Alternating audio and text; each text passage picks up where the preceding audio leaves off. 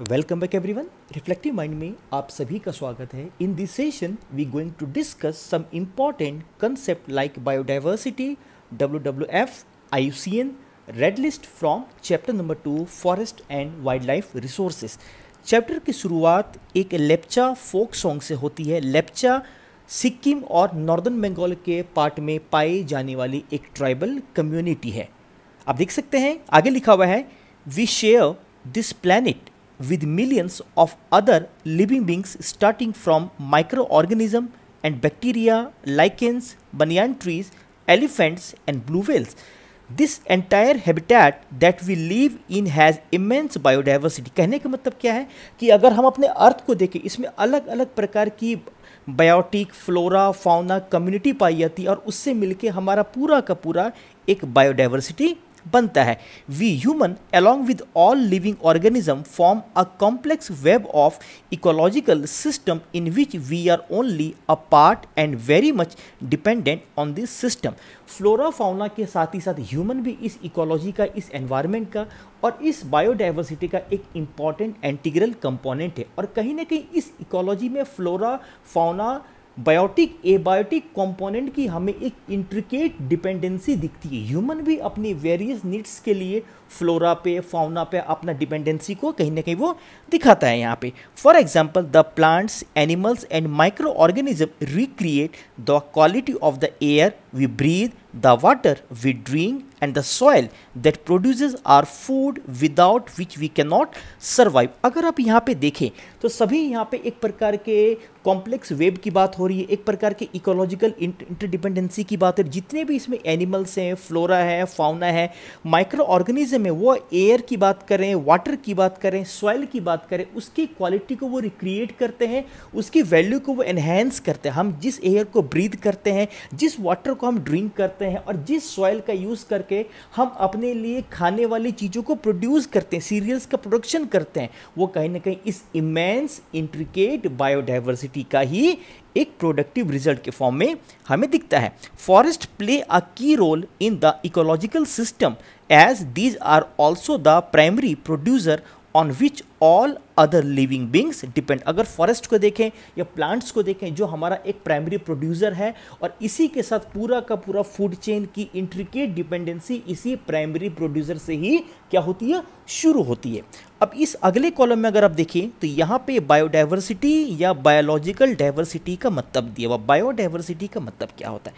Biological diversity किसी specific reason या area में नंबर ऑफ फ्लोरा और उस पर डिपेंडेंट जो नंबर ऑफ फौनाज हैं या प्लांट किंगडम और एनिमल किंगडम से मिलके पूरा का पूरा एक जो बायोटिक नंबर, जिसकी बहुत ज़्यादा संख्या होने के कारण हम उसे डाइवर्सिटी की संज्ञा देते हैं, हम उसे ही बायोडाइवर्सिटी या बायोलॉजिकल डाइवर्सिटी कहते हैं। जो किसी भी इकोलॉजी के लिए या किसी भी एनवायरनमेंट के लिए वो एक एसेट होता है, वो एक रिसोर्स होता है और उस एनवायरनमेंट के सस्टेनेबिलिटी के लिए, उस एनवायरनमेंट के सस्टेनेबल डेवलपमेंट के लिए या सस्टेनेबल फ्यूचर के लिए बायोडाइवर्सिटी का होना एक पूर्व शर्त है। Immensely rich in wild life and cultivated species, diverse in form and function but closely integrated in a system through multiple network of interdependence. अगर हम लोग बायोडाइवर्सिटी में अलग अलग प्लांट्स कम्युनिटी को देखें, अलग अलग एनिमल कम्युनिटी को देखें, उनका फॉर्म, उनका लेआउट, उनका फंक्शन, उनकी एक्टिविटी कहीं ना कहीं डिफरेंट होने के बाद भी वो एक प्रकार की कॉम्प्लेक्स, एक प्रकार की इंट्रिकेट इंटरडिपेंडेंसी को दिखाता है। और इस तरीके से पूरा का पूरा बायोडाइवर्सिटी एक तरीके से देखें तो वो एक हेल्दी इकोसिस्टम के सर्वाइवल के लिए एक बड़ा अच्छा रोड मैप तैयार करता है। आप इसे कुछ यूँ कह सकते हो। अगर इंडिया के रिगार्डिंग अगर फ्लोरा या प्लांट्स और फौना अगर एनिमल को देखें, if you look around you will be able to find that there are some animals and plants which are unique in your area। अगर हम लोग देखें, हम लोग टर्म यूज़ करते हैं, हम उसे ही कहीं ना कहीं क्या कहते हैं, एंडेमिक कहते थे। एंडेमिक का मतलब क्या होता है? एक स्पेसिफिक प्लांट या एक स्पेसिफिक एनिमल जो एरिया स्पेसिफिक में ही पाया जाता है और हर जोग्राफिकल एरिया, हर एरिया अपने आप में यूनिक होता है। उस एरिया में कुछ ना कुछ स्पेसिफिक प्लांट्स या एनिमल की कम्युनिटी हमें देखने के लिए मिलती है। अपना इंडिया भी इस चीज़ का एक्सेप्शन, इस चीज़ का अपवाद नहीं है। In fact India is one of the world's richest countries in terms of its vast array of biological diversity. This is possibly twice or thrice the number yet to be discovered. आगे लिखा हुआ है forest and wildlife resources in India, you may have realise the importance of these resources in our daily life. अगर हम लोग देखें तो biodiversity का इंपॉर्टेंस हमारे डे टू डे लाइफ से जुड़कर दिखता है, चाहे वो हेल्दी एनवायरनमेंट में हो, चाहे वो एयर वाटर की क्वालिटी में हो, सॉइल के बनने में भी माइक्रो ऑर्गेनिज्म, आप लोगों ने इसके पहले वाले चैप्टर में भी पढ़ा था कि सॉइल को किस तरीके से एक्टिवली माइक्रो ऑर्गेनिज्म उसको बनाने में बड़ा इंपॉर्टेंट रोल प्ले करते हैं। इसके साथ ही साथ अगर हम लोग देखें एग्रीकल्चरल प्रोडक्शंस में देखें, सीरियल्स में देखें, उसमें भी हमारे बायोडाइवर्सिटी का एक बड़ा इंपॉर्टेंट रोल दिखता है। These diverse flora and fauna are so well integrated in our daily life that we take these for granted, but lately they are under great stress mainly due to insensitivity of our environment या to our environment. कहा भी जाता है कि human अपने सुविधा के according environment में कुछ चेंजेस करता है ताकि उसकी नीड पूरी हो सके, लेकिन ह्यूमन की जब बात चेंजेस की करते हैं तो बहुत ज़्यादा जब नेगेटिव चेंज होता है तो ह्यूमन, कई बार हम लोग बोलते हैं कि ह्यूमन या कोई भी ऑर्गेनिज्म अपने आप को नेचर के अकॉर्डिंग एडजस्ट करता है या नेचर के अकॉर्डिंग वो अडेप्ट करता है, लेकिन जब लालच बढ़ती है, जब ग्रीड बढ़ती है, जब हम ग्रीडी ज़्यादा होते हैं तो टेक्नोलॉजिकल एडवांसमेंट के कारण जब हमने अपने नेचर को बहुत ज़्यादा चेंज किया, बहुत ज़्यादा उसे मॉडिफाई किया, ह्यूमन ने अपने आप को इतना ज़्यादा मॉडिफायर बना दिया कि वो नीड ना बन के ग्रीड से कहीं ना कहीं प्रेरित होते हुए एनवायरनमेंट के लिए कई सारे चैलेंजेस और कई सारे फ्लोरा और कई सारे फौनास के डिप्लीशन या डिग्रेडेशन एनवायरनमेंट से जुड़कर कई सारे प्रॉब्लम के फॉर्म में भी वो हमारे सामने अब दिखने के लिए मिल रहा है। तो इस चैप्टर में या इस टॉपिक में हम कुछ ऐसे इश्यूज को भी यहाँ पे हम एड्रेस करेंगे, उसको डिस्कस करेंगे जिस कारण से हमारे जो फ्लोरा है, हमारे जो फौना है वो क्यों अब एंडेंजर्ड हो रहे हैं, क्यों एनवायरमेंटल डिप्लीशन या एनवायरमेंटल डिग्रेडेशन, ये बहुत सारे क्यों एनिमल्स की या प्लांट्स की स्पीसीज धीरे धीरे करके एक्सटिंक्ट के मुहाने पे या एक्सटिंक्ट हो चुकी है।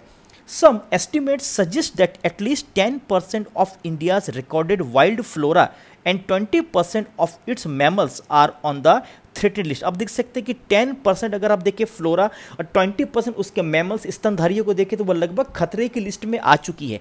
Many of these categorise even critically endangered that is on the verge of extension like the cheetah. अगर आप चीता देखें तो कंप्लीटली एंडेंजर्ड हो चुका है और बहुत बुरी तरीके से वो प्रभावित हुआ है कहीं ना कहीं ह्यूमन अननेसेसरी एक्टिविटी के कारण।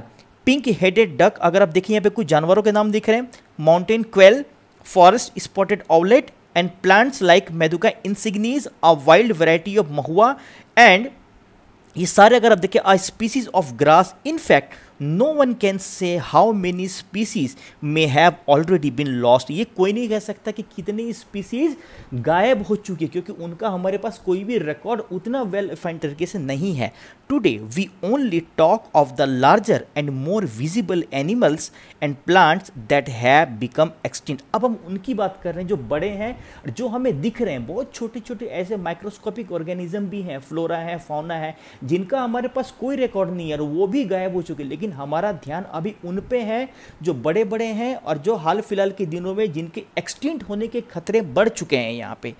But what about smaller animals like insect and plants. हमने क्या बताया कि हमारा ध्यान सिर्फ बड़े जानवरों पे और विजिबल नजर आने वाले जानवरों पे या नजर आने वाले पेड़ पौधों पे, लेकिन बहुत सारे ऐसे छोटे छोटे माइक्रोस्कोपिक इंसेक्ट्स हैं, जो बहुत छोटे ऐसे प्लांट्स भी हैं जो हमें नजर नहीं आते हैं, वो भी धीरे धीरे करके अविवेकी ह्यूमन एक्टिविटीज के कारण वो गायब हो रहे हैं। उनके बारे में हमारे पास कोई भी रिकॉर्ड नहीं है। कहने का तात्पर्य यहाँ पे क्या कि उनके बारे में भी कहीं ना कहीं हमें सेंसिटिव होने की जरूरत है। नेक्स्ट पेज में देखिए तो यहाँ पे वैनिशिंग फॉरेस्ट के बारे में दिख रहा है। वैनिशिंग का मतलब होता है कि जंगलों का धीरे धीरे करके गायब होते चला जाना। The dimensions of deforestation, deforestation का मतलब क्या होता है कि जंगलों की अंधाधुंध कटाई कमर्शियल पर्पज से या एनी अदर पर्पज से। The dimensions of deforestation in India are staggering. The forest and tree cover in the country is estimated 79.42 million hectare, which is 24.16% of the total geographical area. अगर national forest policy की बात करें तो एक healthy environmental और ecological balance के लिए total geographical area के 1/3 भाग पर अगर आप देखें तो फॉरेस्ट कवर होना चाहिए। ये एक एवरेज है टोटल ज्योग्राफिकल एरिया का। लेकिन अगर अब इसमें भी अगर माउंटेनियस और प्लेटू एरिया को देखें तो माउंटेनियस और प्लेटू एरिया के टोटल ज्योग्राफिकल एरिया के 50% भाग पे या 1/2% भाग पे हमें फॉरेस्ट कवर होना चाहिए या फॉरेस्ट कवर दिखना चाहिए for healthy ecological environmental balance. लेकिन अगर प्लेन एरिया की बात करें तो प्लेन एरिया के टोटल ज्योग्राफिकल एरिया के 1/3 या 0.33% भाग पे हमें फॉरेस्ट कवर दिखना चाहिए। लेकिन अगर on an average as per forest policy को देखें तो इंडिया के टोटल 24.16% ज्योग्राफिकल एरिया पे ही हमें फॉरेस्ट कवर दिखता है। हालांकि ये भी फ्लक्चुएटिंग ट्रेंड, कभी बढ़ जाता है किसी साल घट जाता है। फिर भी अगर 24% को माने तो फिर भी ये नेशनल एवरेज से अगर आप देखें तो कम से कम 9% कम है। और इसमें भी देखिए डेंस फॉरेस्ट का देखें तो 12.22%, ओपन फॉरेस्ट को देखें तो 9.14%। अब देखिए डेंस फॉरेस्ट और ओपन फॉरेस्ट क्या है। डेंस फॉरेस्ट, ओपन फॉरेस्ट और एक और इसी में होता है, हम उसे ही मॉडरेट फॉरेस्ट कहते हैं।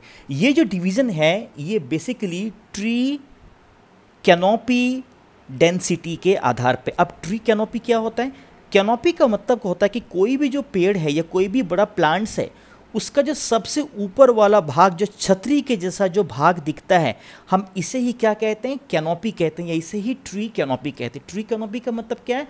Tree canopy means above ground portion of a plant. Plant का अबव ग्राउंड पोर्शन, प्लांट का ग्राउंड से ऊपर का जो छतरी जैसा, ये जो पूरा जो शेडेड जैसा जो पोर्शन होता है, हम उसे ही ट्री कैनोपी कहते हैं। अब ट्री कैनोपी डेंसिटी के अनुसार 3 प्रकार के हमें फॉरेस्ट दिखते हैं, dense forest, then moderate forest and open forest. Dense forest में देखें तो tree canopy density more than 70% होती है।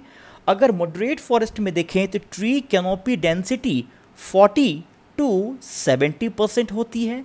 और अगर ओपन फॉरेस्ट में देखें तो tree canopy density 10 to 40% generally होती है। तो इस डेटा के अकॉर्डिंग देखें तो dense forest 12.2%, open forest 9.14% and mangrove 0.14%। देख सकते हैं कि बहुत ही कम डेंसिटी दिखती है। According to the state Forest Report 2015, the dense forest cover has increased by 3,775 square kilometers since 2013। अगर 15 की डेटा को लें तो पिछले 2 साल में dense forest cover 3,0775 square kilometre बढ़ा है।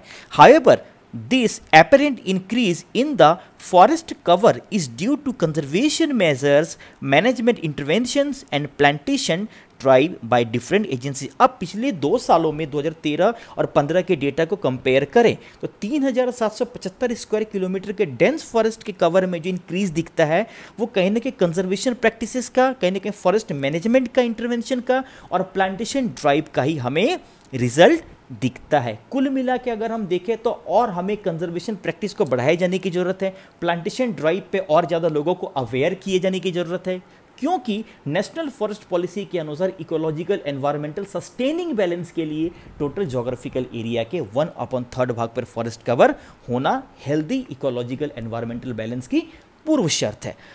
अगले सेगमेंट में देखें तो अब हमें यहीं पे बहुत ही इंपॉर्टेंट चीज़ों को डिस्कस करना है, वो है WWF, then IUCN, then Red List.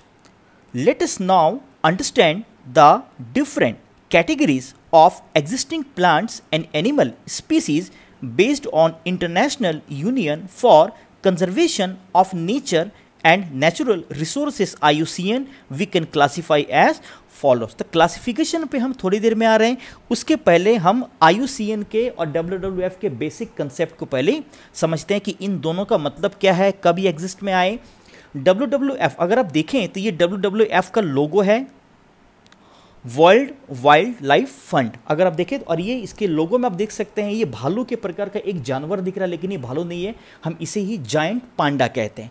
The world wildlife fund या world wide fund for nature is an international non governmental organization, तो ये अपने आप में क्या याद रखिएगा, एक एनजीओ है, non governmental organisation, founded in 1961। इसकी स्थापना कब हुई? 1961 में। That works in the field of wilderness preservation. अब देखिए यहाँ पे कंसेप्ट विल्डरनेस का मतलब क्या होता है? कोई भी एक ऐसा रीजन जो ह्यूमन के द्वारा अभी तक अनकल्टिवेटेड है या अनहैबिटेटेड है, एक ऐसा रीजन जिसे इंसान ने आज तक ना तो रहने के लिए ना ही अपनी एग्रीकल्चरल एक्टिविटी के लिए यूज किया है, हम उसे ही विल्डरनेस कहते हैं। तो works in the field of wilderness preservation and the reduction of human impact on the environment, it was formerly named the World Wildlife Fund। अब देखिए पहले इसे वर्ल्ड वाइल्ड लाइफ फंड बोलते थे, लेकिन अब इसका नया नाम क्या है? World wide fund for nature. और इसका काम क्या है कि कहीं ना कहीं वर्ल्ड के लेवल पे एक एनजीओ के थ्रू कहीं ना कहीं विल्डरनेस को मेंटेन करना, हेल्दी एनवायरमेंटल बैलेंस को मेंटेन करने के लिए फॉरेस्ट कंजर्वेशन पे और forest conservation spreading awareness campaigning पे जोर देना। अगर हम इनके ऑब्जेक्टिव पे देखें तो ऑब्जेक्टिव में एक एक करके देखें। Climate, create a climate resilient and zero carbon world. Zero carbon world का मतलब क्या होता है? कार्बन का मतलब कोई भी चीज़ कंबशन होती है, कोई भी चीज़ जलती है तो कार्बन एमिट होता है, तो कार्बन के एमिशन को कम किया जाए, पॉल्यूशन के लेवल को कम किया जाए, और कहीं ना कहीं एनवायरमेंटल बैलेंस के साथ ही साथ कहीं ना कहीं एक क्लाइमेट चेंज के कारण जो चैलेंजेस हमारे सामने उभर कर आ रहे हैं, उन सभी चैलेंजेस को कम किए जाने की जरूरत है और उससे उत्पन्न प्रॉब्लम्स को धीरे धीरे करके सॉर्ट किए जाने की भी जरूरत है। फूड की बात यहाँ पे है, फूड भी इसका ऑब्जेक्टिव में है। Double net food availability, freeze its footprint. Forest की बात करें तो conserve the world's most important forest. Fresh water की बात करें, secure water for people and nature. Oceans, safeguard healthy oceans and marine livelihoods. Wildlife की बात करें तो protect the world's most important species. तो कई सारे इसके ऑब्जेक्टिव है क्लाइमेट के फील्ड में, फूड के फील्ड में, forest, fresh water, ocean, wild life. तो WWF जो कि एक एनजीओ है, इसकी स्थापना 1961 में हो रही है। नेक्स्ट में अगर आप देखें तो यहाँ पे हम लोग डिस्कस करेंगे IUCN, the international union for conservation of nature and natural resources, is a uniquely composed of both government and civil society organisation. ये भी एक प्रकार की एनजीओ, याद रखिएगा।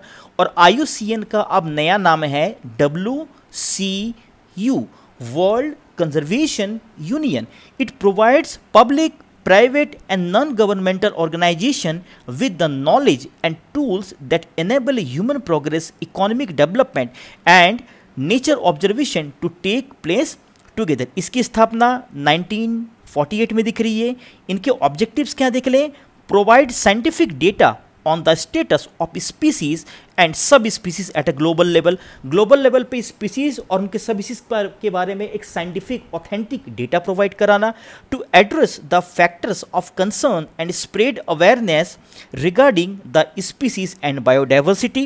And the last one, to plan a layout for the conservation of biodiversity. और यही एक बहुत इंपॉर्टेंट लिस्ट निकलती है, हम इसे ही IUCN रेड डेटा बुक या कई बार हम इसे रेड लिस्ट भी कहते हैं। आप इसके लोगों को यहाँ पे देख पा रहे हैं। इसकी स्थापना कब हुई है? 1964 में। The international union for conservation of nature's red list of threatened species. Threatened मैंने क्या हुआ? जो खतरे में, और उसकी अलग अलग 6 वेरियस कैटेगरीज को अभी हम लोग प्रीवियस पेज में डिस्कस करेंगे। Has evolve to become the world's most comprehensive information source on the global extinction risk status of animal, fungus, plants, species. World में जो भी फ्लोरा की बात करें, फोना की बात करें, जो थ्रेटेंड है, जिन पे खतरे की घंटी है, जो कभी भी आज नहीं तो कल कभी भी वो खतरे में आ सकते हैं, हमारे एनवायरनमेंट सब एक्सटिंक्ट हो सकते हैं, उनके बारे में रेड लिस्ट बुक में एनलिस्टिंग करके एक मास स्प्रेडिंग कैंपेन चलाना, लोगों को अवेयर करना और इस फ्रेजाइल इकोसिस्टम के बारे में लोगों को क्या करना? जागरूक करना। अब हम इसके वेरियस कैटेगरीज को देखें जो IUCN के रेड लिस्ट में दिखती है। जो सबसे पहली जो कैटेगरी है आप इसे देख सकते हैं, हम इसे कहते हैं नॉर्मल स्पीसीज, सामान्य स्पीसीज। नॉर्मल स्पीसीज का मतलब क्या है? जिनका पॉपुलेशन नॉर्मल है, किसी प्रकार का भी थ्रेट वहाँ पे नहीं है, लाइक कैटल, साल, पाइन, रोडेट्स। अब देखिए जब भी हम इस चैप्टर को पढ़ें तो अलग अलग कैटेगरी से एक दो रिप्रेजेंटेटिव लाइक प्लांट्स का या एनिमल्स के नाम को आप थोड़ा सा ध्यान में रखिए।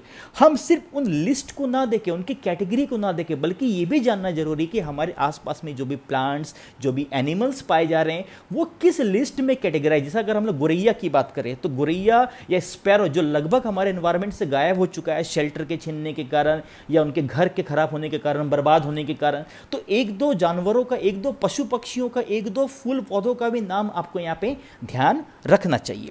Next one is endangered species. Endangered species का मतलब क्या है? These are species which are in danger of extinction, जो खतरे के कगार पे या जिन पे खतरा कहीं ना कहीं गायब होने का खतरा है। डेंजर ऑफ एक्सटिंक्शन मैंने गायब होने का खतरा जिनके ऊपर है बहुत ज़्यादा।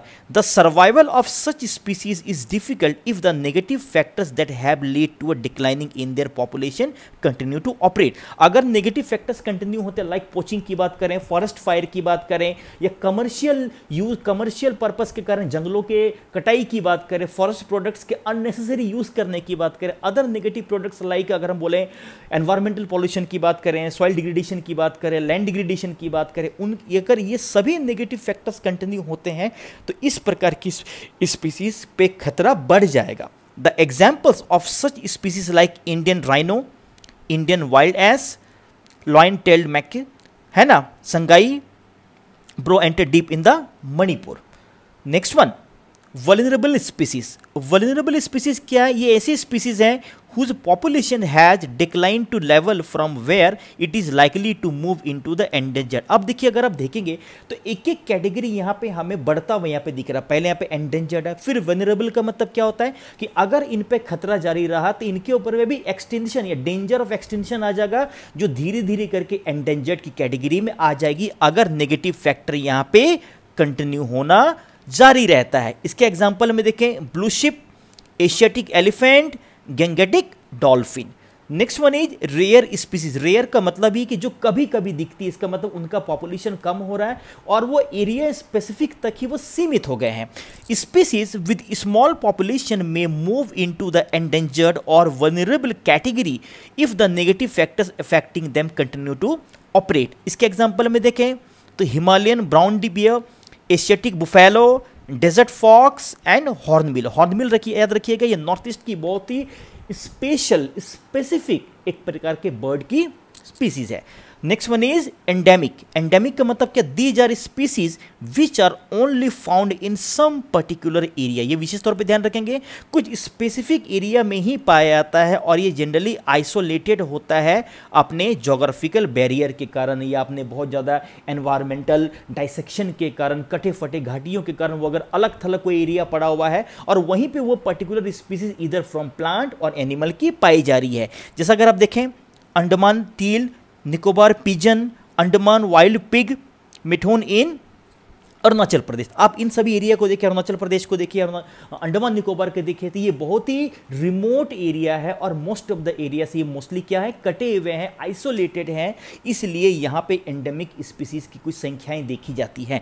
नेक्स्ट वन है एक्सटिंक्ट। एक्सटिंक्ट का मतलब वो लगभग गायब ही हो चुका है। These are species which are not found after searches of known और लाइकली एरियाज वेयर में अकर। जहाँ पे वो मिलते थे, बहुत ज़्यादा ढूंढने के बाद भी अगर वो नहीं दिख रहे हैं, अगर वो नहीं मिल रहे, दैट मीन्स वो IUCN की एक्सटिंक्ट स्पीसीज की कैटेगरी में या IUCN की एक्सटिंक्ट कैटेगरी में वो पर्टिकुलर फ्लोरा या फाउना आ चुका है। यहाँ पे अ स्पीसीज में B extinct from a local area, local area से, किसी रीजन से, किसी कंट्री से, इवन किसी कंटिनेंट से या पूरे एंटायर अर्थ से भी वो गायब हो सकता है। जैसे उसी में से देखें तो Asiatic cheetah, pink head duck. अगर आप देखें तो एशियाटिक चीता एक्सटिंक्ट स्पीसीज की कैटेगरी में आ चुका। हो सकता है ये किसी एक आध रीजन में कभी कभी शायद ही दिख जाए, लेकिन ऑलमोस्ट ये गायब हो चुका है। और उसी एशियाटिक चीता के बारे में यहाँ पे कुछ स्पेसिफिक इंफॉर्मेशन दिया हुआ कि आखिर वो गए कहाँ। वर्ल्ड्स फास्टेस्ट लैंड मैमल, ये सबसे बड़ा फैक्ट है, दुनिया का सबसे फास्टेस्ट लैंड मैमल, जमीन का स्तनधारी। द चीता is a unique and specialized member of the big cat family and can move at the speed of 112 km per hour. The cheetah is often mistaken for a leopard. Its distinguishing marks are the long teardrop shaped lines on each side of the nose. चीता को हम लोग कई बार leopard या leopard को कई बार हम लोग चीता समझने की भूल करते हैं, लेकिन चीता को याद रखिएगा उनके आंखों के बगल में 2 टीयर ड्रॉप साइज का लॉन्ग लंबा हमें काला धारी दिखता है यहाँ पे, the corner of its eyes to mouth. Prior to the 20th century cheetahs were widely distributed throughout Africa and Asia. अगर आप देखिए पहले ये अफ्रीका और एशिया में बहुत बड़े मात्रा में पाया जाता था, लेकिन आज एशियाटिक चीता लगभग गायब हो चुका है, एक्सटिंक्ट हो चुका है due to declining of available habitat and prey. अपने खाने की चीज़ों की कमी के कारण प्रे और रहने की जगह की कमी के कारण या डिफॉरेस्टेशन के कारण या जंगल के एरिया के उजड़ने के कारण वो धीरे धीरे करके गायब हो चुके हैं।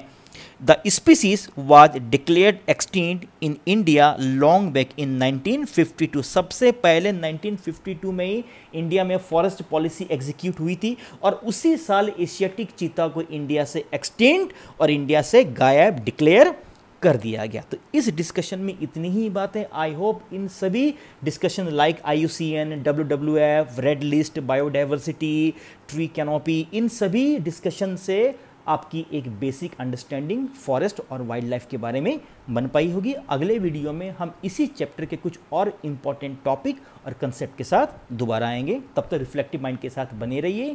Thank you so much and happy learning.